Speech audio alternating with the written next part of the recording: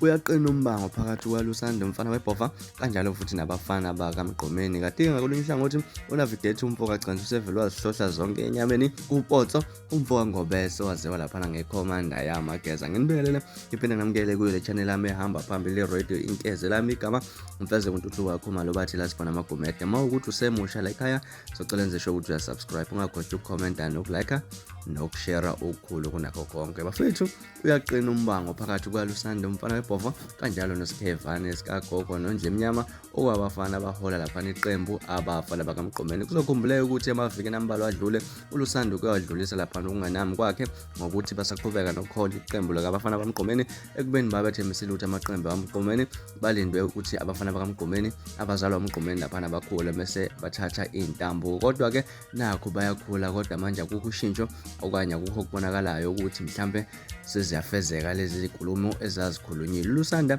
uloko ayifake njalo lapha enyameni ukuba labafana namhlanje kuseni uvuke njengepost ethi kunjani ukufutha edudleni ingoma uma ngiyishaya kanje ngoba zazitshela ukuthi ukhona ongavumbuka la eduze kwazaziphuca amajezi lamaleda lapha. Wasethi yimi inkosana yasendlenkulu iBhova elincane. Ama-comment angene egijima ke lapha kuyo le post akhombisa ukugxeka le nkulumo ekubhalwe umfana kaMgqomeni. Khona lapha nobasongi lemnqubo uthi kodwa wonke ubheka izinto ezibhalayo mangabe usemehleni abantu zizokwakhela amazinyo abushelelezi bese liya kuzonda izwe. Khula mfana khuluma izinto ezakhaya lapha. uNtokozo Sithole uthi ufunani komalume bakho le ocabanga ukuthi izokuyisa phambili kule ndima. Wasethi focusa ekufonqeni ingoma khehle ikhono lakho elizokukhulumela lapha. uMthobisi Khoza uthi wena le album yakhe iyoduma ngidumile lapha nangu uGudi esama trends uthi ubangani nomzala bakayehlo Mtunga empeleni uyangicika lento yakho. Ngiyabalandela ojezi impela kade nawe ngiyakweseka kodwa uma ngabe usugadla ekhaya angisazi lapha. uSifiso Mpungashi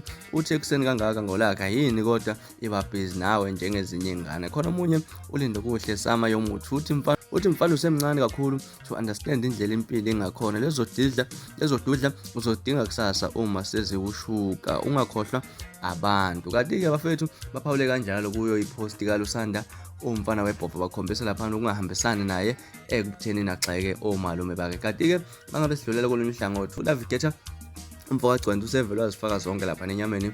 uPotso ikhomanda yamageza usededelenye ipost ekhombisa uGadla lapha abantu basola ngathi uGadla lapha kuPotso umfoka ngobese lapha. ubhalile ukuthi ngicela ningithengele ugodo nami sengifuna usidwaba ngetrouser. Kuzokhumbuleka ukuthi umuntu obizwa ngesidwaba ngebhuluku uyena uPotso umfoka ngobese. Kodwa abantu abaningi bayibonile le post basola ukuthi mhlambe engathi sefuna uGadla kwiPotso. Mina ngizofisa ukuthi uthini okwakho ukuphawula mayelana lezi ndaba. Bafethu bekuzona indaba engithola zona namhlanje kwezenkezweni. Ungakhohlwa ukusubscribe nokulike nokushare okukhulu kunakho konke. Niphatha kahle nibe nosuku lomnandi engithanda kakhulu.